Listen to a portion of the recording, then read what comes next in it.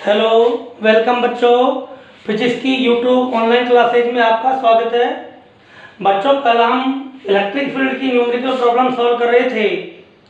कल मुझसे एक बच्चे ने क्वेश्चन किया कि सर, न्यूमेरिकल प्रॉब्लम सॉल्व करने के लिए फॉर्मूले को याद करें या समझें। तो आपको बताना चाह रहा हूँ या उस बच्चे को बताना चाह रहा हूँ कि बच्चों, फॉर्मूला याद नहीं करोगे तब तक आप इस फॉर्मूले को कैसे लिख पाओगे। और यदि फॉर्मूले का डेरिवेशन आपने नहीं समझा तो उसका कॉन्सेप्ट या फंडा आपके क्लियर नहीं है, तो उस फॉर्मूले को न्यूमेरिकल में आप अप्लाई नहीं कर सकते। उसे फॉर्मूले को कहाँ लगाना है? जो फॉर्मूले को समझता है वो अप्लाई करेगा, और जिसको फॉर्मूला याद नहीं है वो फॉर्मूला लिख नहीं सकता। अतः दोनों ही आवश्यक है, फॉर्मूले याद हो और फॉर्मूले का कॉन्सेप्ट भी क्लियर हो कि फॉर्मूला कैसे आया है। इसलिए जब डेरिवेशन बताते हैं तब भी आप कंसंट्रेट रहें, फॉर्मूले को समझें, और न्यूमेरिकल प्रॉब्लम करते हैं तब भी समझें उसको फॉर्मूले को कैसे अप्लाई किया जाता है। इसलिए दोनों ही चीज़ें जरूरी है। अब हम आगे बढ़ाते हैं क्वेश्चन को, कि आपका क्वेश्चन है कि विद्युत आवेश Q को दो पार्ट्स में Q1 व Q2 में विभक्त करने पर परस्पर विभक्त करके परस्पर r दूरी पर रखा गया है। दोनों के मध्य प्रतिकर्षण बल अधिकतम होने की शर्त ज्ञात कीजिए। तो देखो सॉल्व करते हैं। इसका सॉल्यूशन क्या होगा? एक तो हमें कुल आवेश Q इक्वल टू क्या दे रखा है? Q1 plus Q2। दोनों कितनी दूरी पर है? r दूरी पर। दोनों आवेशों के बीच बल क्या होगा? कूलम के नियम से K Q1 Q2 upon r square. ठीक, इससे हम ये लिख सकते हैं कि Q2 की जो वैल्यू होगी वो क्या होगी? Q माइनस Q1 के। इसलिए हम ध्यान दीजिए, ये Q तो कांस्टेंट है लेकिन Q1 और Q2 क्या है? वेरिएबल है। इसलिए हम लिख सकते हैं F is equal to K, Q1 की जगह Q1, Q2 की जगह Q माइनस Q1 और अपॉन r स्क्वायर। अब ध्यान दीजिए, F आपका परतंत्र चर है और Q1 स्वतंत्र चर है। Q1 बदलने के साथ ही F बदलेगा, क्योंकि Q1 बदलेगा तो Q2 बदलेगा। हमने पढ़ रखा है कि यदि आपका परतंत्र चर y है जो स्वतंत्र चर x पर डिपेंड कर रहा है, तो फलन के अधिकतम या न्यूनतम होने की शर्त क्या है? dy by dx equal to 0। फलन अधिकतम या न्यूनतम कब होगा? जब स्वतंत्र चर के सापेक्ष परतंत्र चर का अवकलन क्या हो? 0। तो लिखिए f के अधिकतम होने के लिए या मैक्सिमम होने के लिए, अधिकतम होने के लिए परतंत्र चर क्या है? f। तो y की जगह क्या आएगा? f। स्वतंत्र चर क्या है? Q1। तो x की जगह क्या आएगा? Q1। तब लिखेंगे df by dQ1 is equal to 0 और f की वैल्यू पुट कर देंगे। तो d by dQ1 is equal to K Q1 Q minus Q1 upon r square. ये हो जाएगा। अब देखो आगे इसको सॉल्व करते हैं। देखिए यहाँ पर इक्वल टू 0। अब देखो K constant, r square constant, इसको बाहर ले लो तो आपका K अपॉन r स्क्वायर ये तो बाहर आ गया, और dy dQ1, और आपके अंदर ब्रैकेट में क्या बच जाएगा बच्चों? Q1 into Q minus Q1 square is equal to 0। ये आपका जो कांस्टेंट है 0 में जाके मल्टीप्लाई होकर 0 हो जाएगा, और इसका डिफरेंशिएट करें तो Q कांस्टेंट ये हो गया d बाई dQ1 और Q1 और माइनस d बाई dQ1 और Q1 square is equal to 0। Q1 किसका क्या हो गया? Q इंटू 1 माइनस इसका हो गया 2Q1 इज इक्वल टू 0, या Q is equal to 2Q1। इसलिए Q1 is equal to Q by 2। यदि Q1 की जगह देखो तो Q1 की वैल्यू कितनी आई? Q by 2। आगे हम लिख सकते हैं therefore Q2 is equal to Q minus Q1। ये हो गया Q माइनस Q बाई 2, ये भी हो गया Q बाई 2। इसलिए Q1 is equal to Q2 is equal to Q by 2। तो किस तरह अधिकतम कब होगा? जब दोनों जो चार्जेज हैं वो मैग्नीट्यूड में क्या हो, बराबर हो। अतः ये ध्यान रखना है वर्बली कि किसी भी चार्ज को दो बराबर समान पार्ट्स में या इक्वल पार्ट्स में हम डिवाइड करें तो उनके बीच में जो आपका फोर्स है वो क्या होगा, रिपल्सिव फोर्स मैक्सिमम होगा। तो सीधे याद रखना है, कोई भी चार्ज को बराबर दो भागों में विभक्त करें तब ही उनके बीच में आपका रिपल्सिव फोर्स मैक्सिमम होगा। देखिए बच्चों, नेक्स्ट क्वेश्चन है, ए भुजा वाले समबाहु त्रिभुज equilateral triangle A B C के वर्टेक्स एज पर या शीर्षों पर 3 charge +2q -q and -q क्रम से ए बी एवं सी पर चित्र के अनुसार रखे गए हैं। इस निकाय पर द्विध्रुव आघूर्ण ज्ञात कीजिए। याद करो, इलेक्ट्रिक डाइपोल मोमेंट क्या था formula, P = Q × 2a। P क्या था, विद्युत द्विध्रुव आघूर्ण, Q क्या था, द्विध्रुव का एक आवेश, 2a क्या था, द्विध्रुव की लंबाई। अब हमने द्विध्रुव क्या होता है, ये समान परिमाण और विपरीत प्रकृति के बिंदु आवेश एक दूसरे के अति निकट स्थित हो तो इस युग्म को क्या कहेंगे, विद्युत द्विध्रुव। तो देखो यहाँ पर दो विद्युत द्विध्रुव बन रहे हैं, ये बिल्कुल H2 अणु जैसे O पर आवेश, H पर आवेश, H पर आवेश। तो देखो इस +2q आवेश, ये +q दो जगह मान सकते हैं। तो -q एक इलेक्ट्रिक डाइपोल और -q एक इलेक्ट्रिक डाइपोल। और हम जानते हैं कि विद्युत द्विध्रुवात्मक दिशा क्या होगी, माइनस से प्लस आवेश की। और तो ये जो इलेक्ट्रिक डाइपोल है इसका द्विध्रुवागुण इधर होगा, माइनस से प्लस की ओर, नेगेटिव टू पॉजिटिव, और इसका होगा इधर। तो यहाँ पर दो द्विध्रुवागुण आएंगे, एक ये आएगा और एक ये आएगा। इसको हम क्या मान लें, P1 वेक्टर, इसको क्या मान लें, P2 वेक्टर। चूंकि समबाहु त्रिभुज या इक्विलैटरल ट्रायंगल का जो प्रत्येक एंगल है वो कितने का होगा, 60 डिग्री का। तो एंगल क्या हो गया, 60 डिग्री। अतः हमारे हम इनका क्या करना है, वेक्टर सम। तो दो सदिशों का जोड़ करना है जिनके बीच एंगल कितना है, 60 डिग्री। तो सबसे पहले हम इनका मैग्नीट्यूड निकालते हैं, P1 = P2। इनका जो मैग्नीट्यूड है उसको हम P मान लें, वो किसका होगा, वो हो जाएगा आपका Q × 2a। तो Q की जगह जो Q है पर यहाँ 2a नहीं लिखना है, डिस्टेंस कितनी लिखनी है, a, क्योंकि लेंथ कितनी है, a। तो बताओ P की वैल्यू क्या आ गई, Q × a।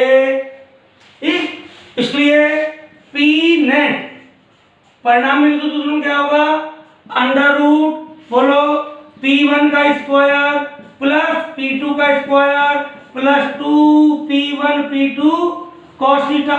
वही R = √P² + Q² + 2PQ cos theta, दो सदिशों का परिणामी सदिश R।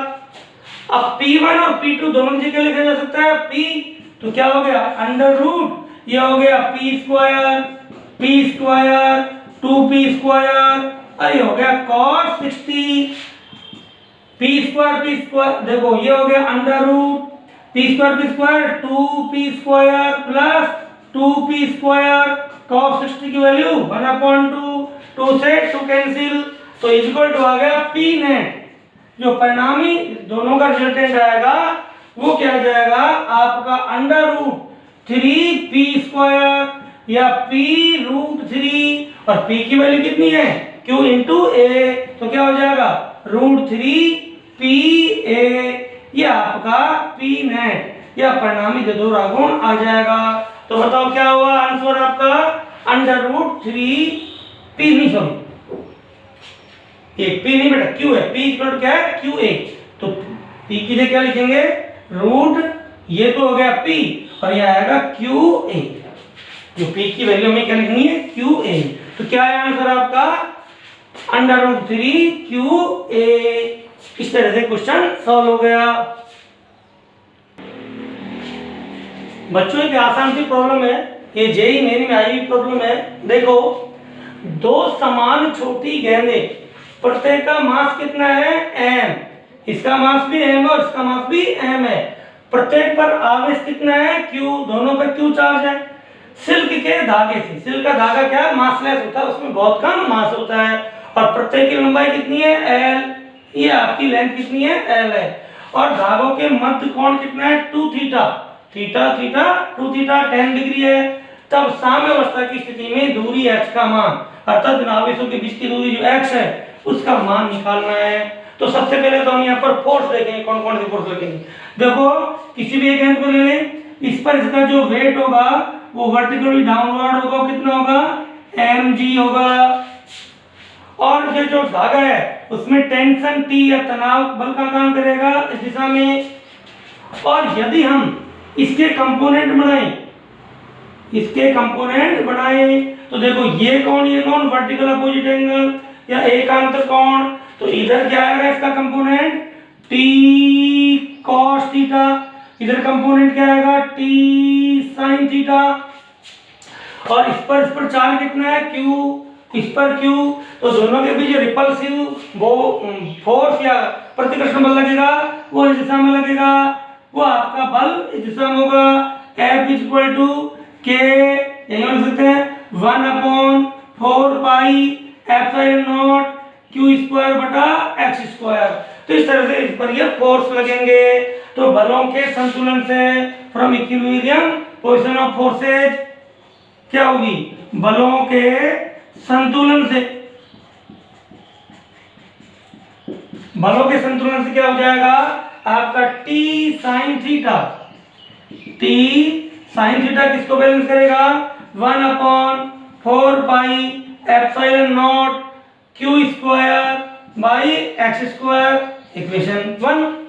और T cos थीटा किसको बैलेंस करेगा, T cos theta is equal to, ये हो जाएगा mg, डिवाइड इक्वेशन बाय 2। समीकरण 1 में 2 का भाग से डिवाइड करें, भाग देने पर t कैंसिल हो जाएगा, तो t हमें दिया भी नहीं है तो t को हटाना है, तो क्या हो जाएगा t sin theta upon t cos theta is equal to q square upon 4 pi epsilon not x square mg। t से t कैंसिल, ये हो जाएगा tan theta is equal to q square upon 4 pi epsilon not x square mg। अब देखिए 2 theta कितना है, 10 degree, तो theta कितना हो गया 5 डिग्री, और 5 डिग्री बहुत छोटा एंगल है।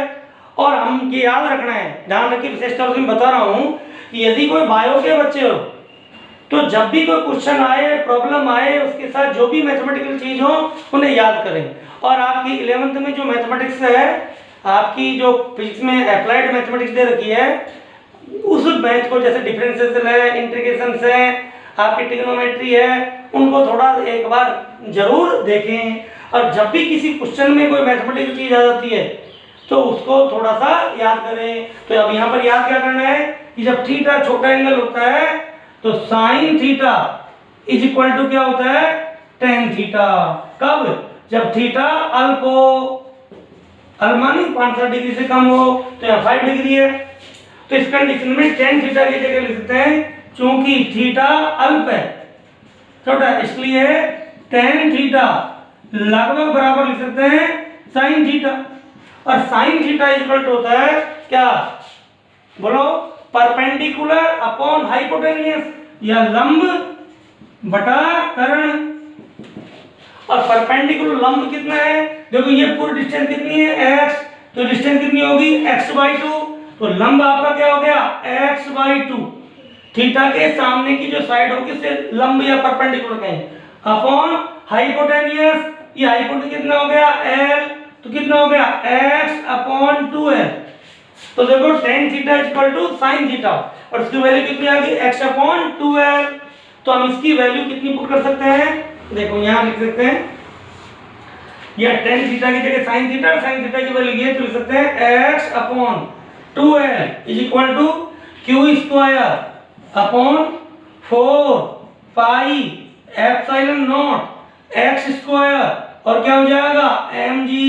हमें किसकी वैल्यू निकालनी है, x की, x स्क्वायर को इधर ले जाओ, तो x क्यूब, ये 2 2 जा 4, 2 कैंसिल हो जाएगा, x क्यूब इक्वल हो जाएगा q स्क्वायर l, और नीचे आ जाएगा 2 पाई एप्सिलॉन नॉट mg। तो x इक्वल टू क्या होगा q square l 2 pi epsilon not mg इसकी पावर 1/3। तो ये आपका आंसर आ जाएगा। तो इसमें छोटी सी चीज ध्यान रखना है कि जब एंगल छोटा हो तो साइन थीटा या टेन थीटा की जगह साइन थीटा जैसे हमको जरूरत है वैसा हम चेंज करके वैल्यू लिख सकते हैं।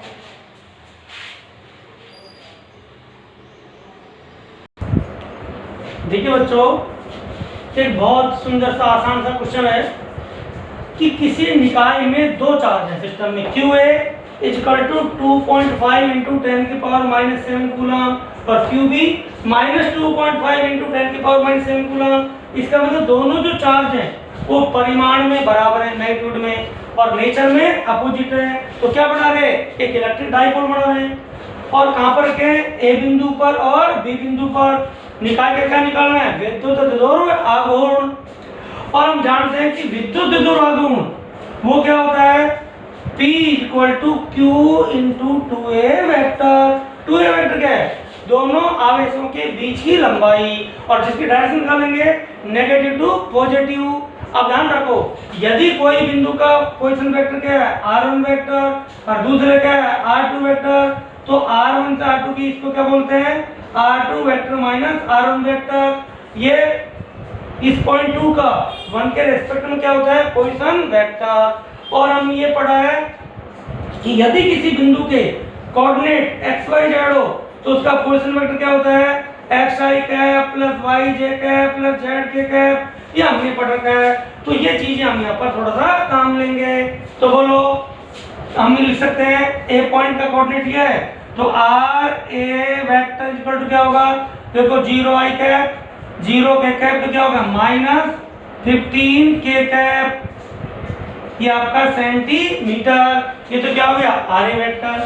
और आर बी वेक्टर क्या हो गया आपका plus 15 k cap centimetre, k cap means along x direction. तो ये तो आ रही है। अब देखो आपके चार्ज क्या है, इस तरह से ये आपका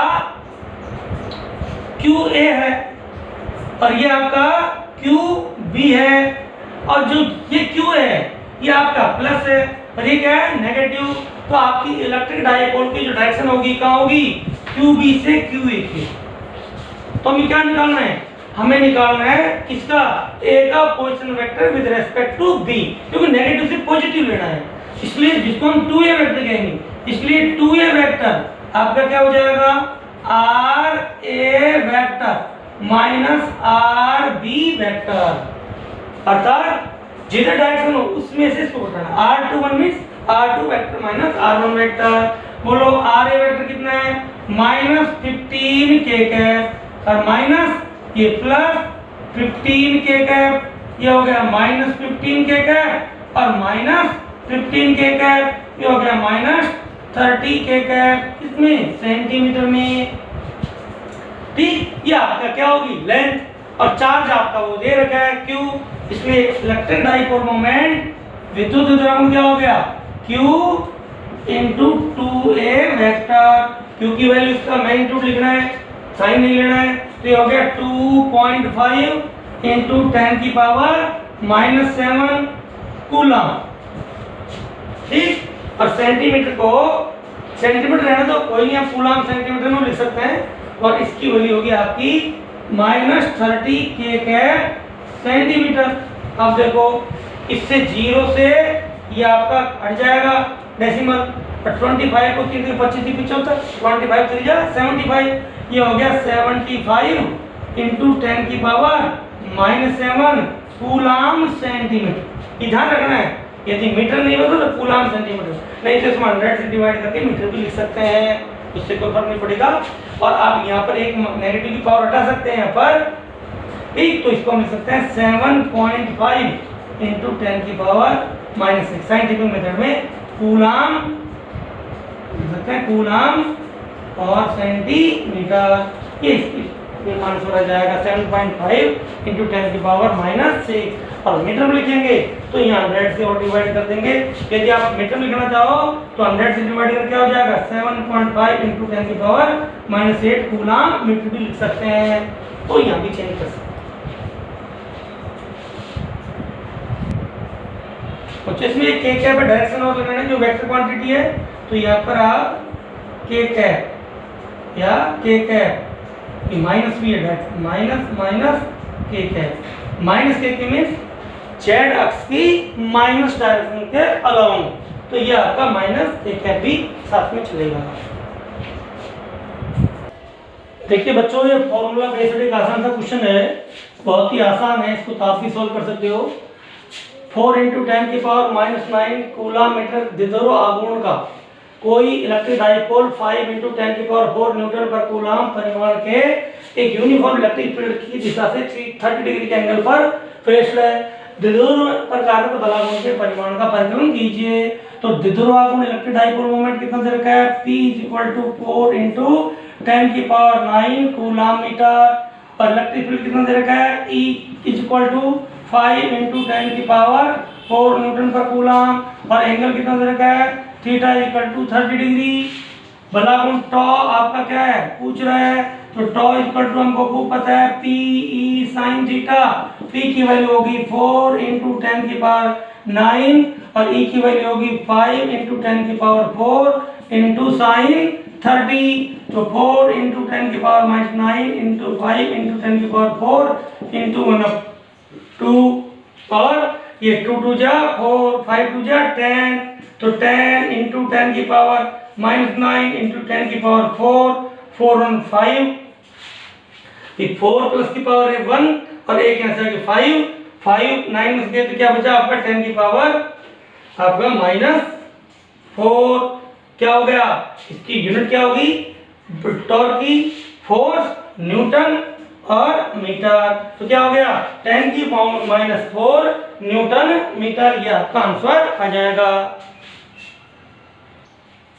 देखिए बच्चों, नेक्स्ट क्वेश्चन है, दो जो पॉइंट चार्जेज है Q1 और Q2 उनके बीच में डिस्टेंस कितनी है 3 मीटर। ठीक, इन आवेशों का योग कितना है, अर्थात Q1 प्लस Q2 इक्वल दे रखा है 20 micro coulomb equal to 20 into 10 की पावर -6 कूलम, ये दे रखा है।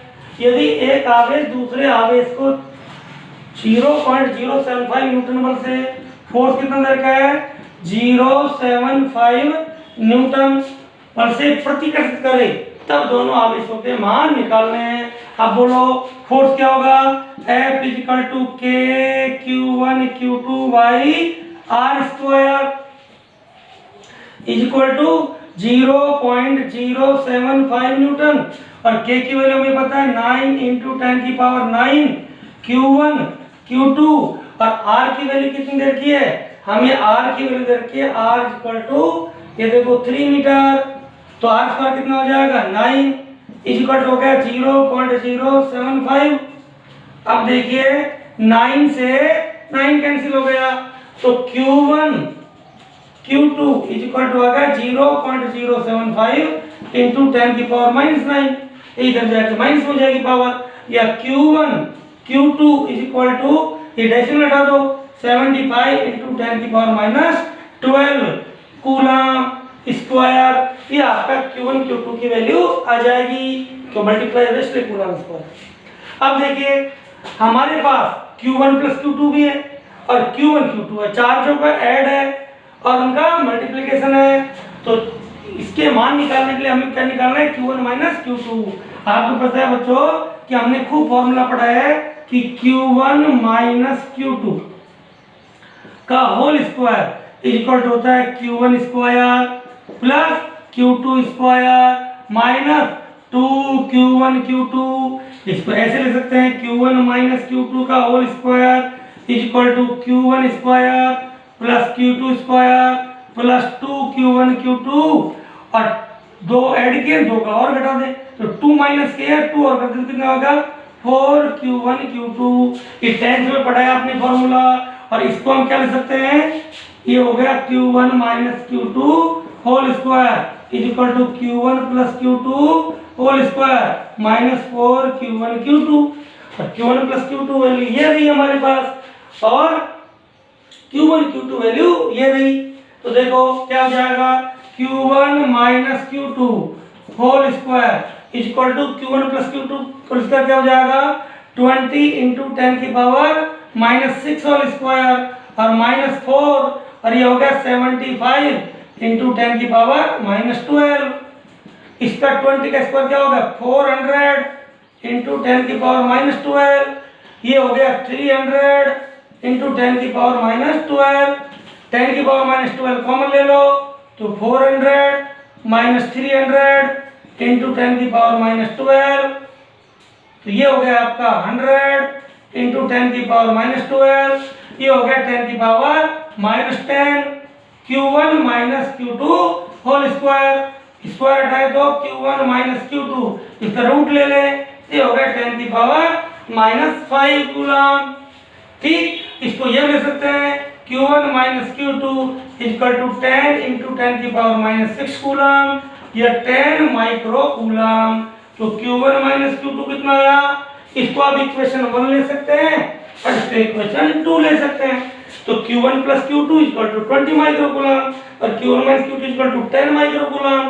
दोनों इक्वेशन को सॉल्व कर सकते हैं। देखो Q1 plus Q2 is equal to 20 micro coulomb और Q1 minus Q2 is equal to 10 micro coulomb. क्या करते हैं, जोड़ने पर, बाय एडिंग, जोड़ने पर ये cancel, 2Q1 is equal to ये क्या हो गया 30 माइक्रो कूलम। तो Q1 is equal to 15 micro coulomb, Q1 equal to 50 micro coulomb. तो बोलो Q1 प्लस Q2 कितने, 20 माइक्रो कूलम। क्योंकि Q1 plus Q2 equal to 20 micro coulomb, तो Q2 equal to 20 micro coulomb minus Q1, तो 20 micro coulomb minus 15 micro coulomb, ये आ गया 5 micro coulomb. तो Q1 की वैल्यू कितनी आ गई, 15 माइक्रो कूलम और Q2 की वैल्यू कितनी आ गई, 5 माइक्रो कूलम। ये तो आपको समझाने के लिए बड़ा क्या है ना, 2 लाइन का क्वेश्चन है ना। इस तरह से ये क्वेश्चन आपका हो गया। देखिए प्लस 10 माइक्रो कूलम तथा माइनस 10 माइक्रो कूलम के दो आवेशों को 2 सेंटीमीटर की दूरी पर रखा गया है। इनकी अक्षीय रेखा और निरक्षीय रेखा पर विद्युत के केंद्र से 60 सेंटीमीटर की दूरी पर स्थित किसी बिंदु पर विद्युत क्षेत्र की गणना करो। सीधे फॉर्मूले बेस्ड क्वेश्चन है। आपका P इक्वल हो जाएगा Q इंटू 2A, जहाँ पर Q दे रखा है आपका 10 माइक्रो कूलम इंटू 10 इंटू 10 की power minus 6 coulomb equal to 10 की पावर माइनस कूलम।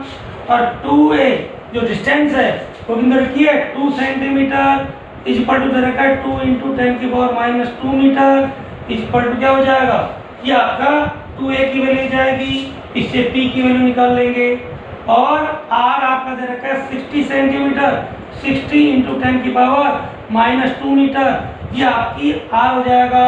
और आपको पता है अक्ष पर आपको फॉर्मूला पता है E अक्ष equal to 2kp upon r³ और E निरक्ष क्या था formula equal to kp upon r³ या E अक्ष निकाल के उसका क्या कर देंगे, हाफ कर देंगे। तो आपको P निकाल लोगे, ये वैल्यू दी हुई है, उससे आपका P वैल्यू निकाल के यहाँ पर E अक्ष की वैल्यू निकाल लोगे और जो आएगी उसका हाफ कर दोगे और निरक्ष पर आ जाएगा। इस तरह इस क्वेश्चन को आप खुद करोगे, जब तक आप खुद नहीं करोगे क्वेश्चन नहीं होंगे। तो मैंने क्लू दे दिया, इस क्वेश्चन को इस तरह से आपको करना है। देखिए बच्चों एक क्वेश्चन है, दो समान बिंदुवत आवेश Q जो परस्पर कुछ दूरी पर रखे गए हैं, ये जो समान आवेश है ये Q और ये Q, माना ये एक दूसरे से किसी डिस्टेंस R पर रखे गए, ये कह रहा है को मिलाने वाली रेखा के मध्य बिंदु, माना ये मध्य बिंदु है आपका P कोई है, यहाँ पर अन्य आवेश क्या रखा गया है Q रखा गया है।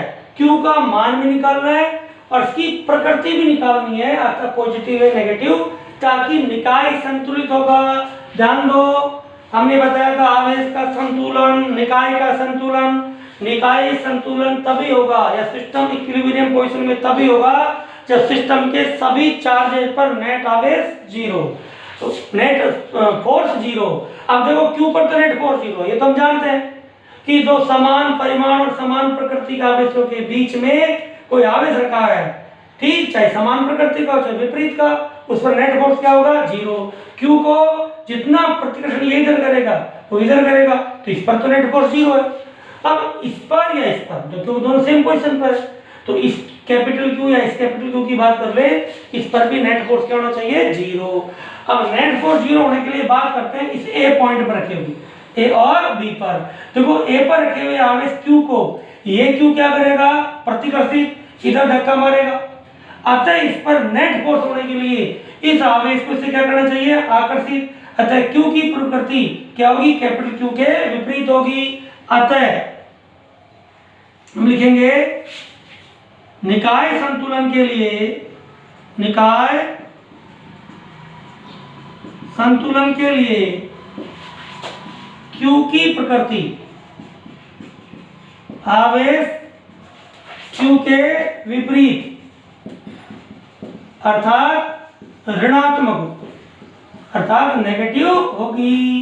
तो ये तो ध्यान ये रखना है कि संतुलन में तभी होगा जब इसे अपनी ओर खींचेगा। अब इसकी वैल्यू क्या होगी, वैल्यू के लिए हम इस पर इस चार्ज पर दोनों चार्ज फोर्स लगा रहे हैं, ये भी फोर्स लगा रहे हैं और ये भी, ये इधर खींचेगा धक्का मारेगा, और दोनों फोर्स क्या होने चाहिए, बराबर। हम लिखेंगे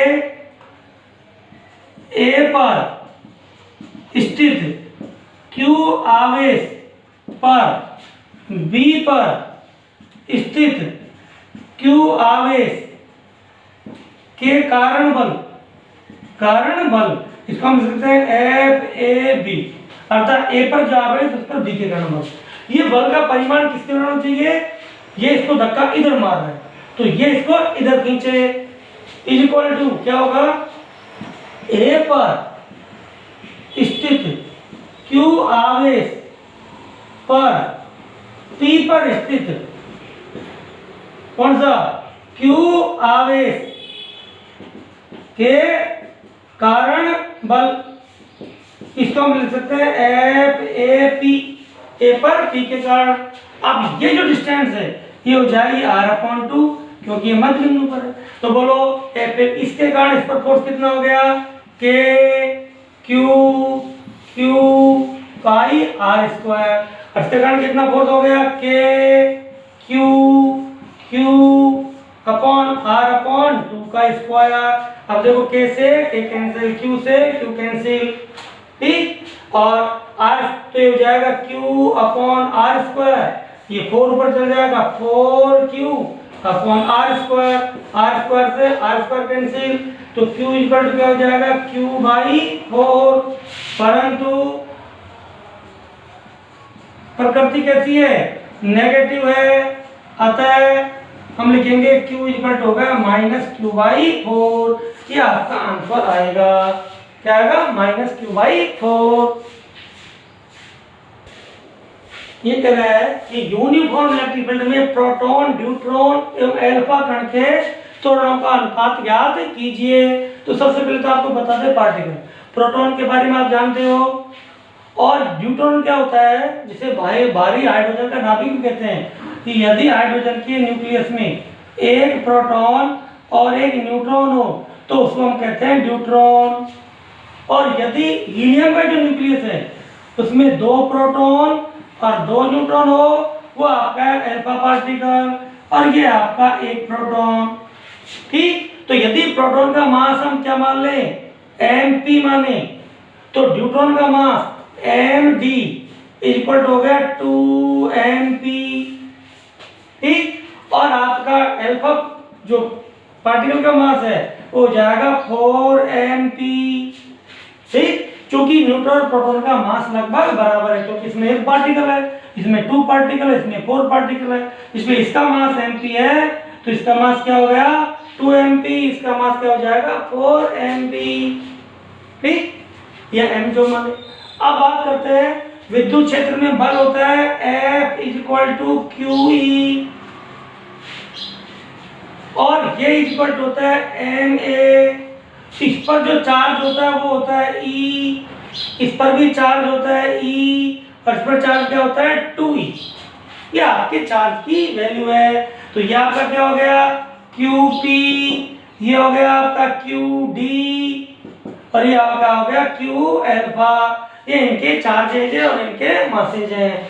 ठीक, ये हमें जनरल चीजें ध्यान रखनी चाहिए। F इक्वल टू QE, लेकिन ये तो हमने पढ़ा है इलेक्ट्रिक फील्ड में, और ये हमने पिछले पढ़ा है F इक्वल टू M, जिसे हम बोलते हैं फादर बराबर माँ, फॉर्मूला याद करने के लिए ये चीजें होंगी। हमें क्या निकालना है एक्सीलरेशन। तो बोलो A इक्वल टू क्या हो गया QE अपॉन M। तो आप सबके निकालेंगे, बोलो AP आपका प्रोटॉन का त्वरण कितना होगा, प्रोटॉन का चार्ज E, इलेक्ट्रिक फील्ड सब पर समान है E, और मास हो गया mp। चलो किसका ड्यूट्रॉन का एक्सीलरेशन त्वरण कितना होगा, इसका चार्ज हो गया वही E, इलेक्ट्रिक फील्ड वही E है, और इसका मास क्या हो गया, इसका मास हो गया 2mp। और आपका अल्फा पार्टिकल है, उसका एक्सीलरेशन क्या होगा, चार्ज है इसका 2e, इलेक्ट्रिक फील्ड वही E, मास हो गया 4mp। तो अब इनके एक्सीलरेशन का रेशो निकालना है। तो AP रेशो AD न्यूट्रॉन और ratio A alpha equal to E by MP, ratio E by 2mp, ratio 2E by 4mp। अब देखो E सब जगह कैंसिल हो जाएगा, MP कैंसिल हो जाएगा, इक्वल क्या होगा 1 रेशो 1/2 रेशो 1/2, 2 से सबको मल्टीप्लाई कर दे तो 2 रेशो 1 रेशो 1, ये इनका आपका रेशो आ जाएगा। ठीक है, अब देखिए आपका जो फर्स्ट चैप्टर है आरबीएससी का इलेक्ट्रिक फील्ड का, उसके सभी न्यूमेरिकल प्रॉब्लम मैंने सॉल्व कर दी है।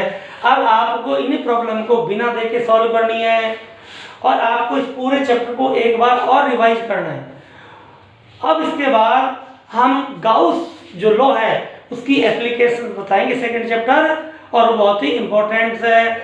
अब आपको सारी चीजें कंटिन्यू मिलती रहे, इसलिए वीडियो को सब्सक्राइब करें, लाइक करें और शेयर करें, ताकि आपके पास कंटिन्यू नई नई चीजें आपको प्राप्त होती रहे। Thank you.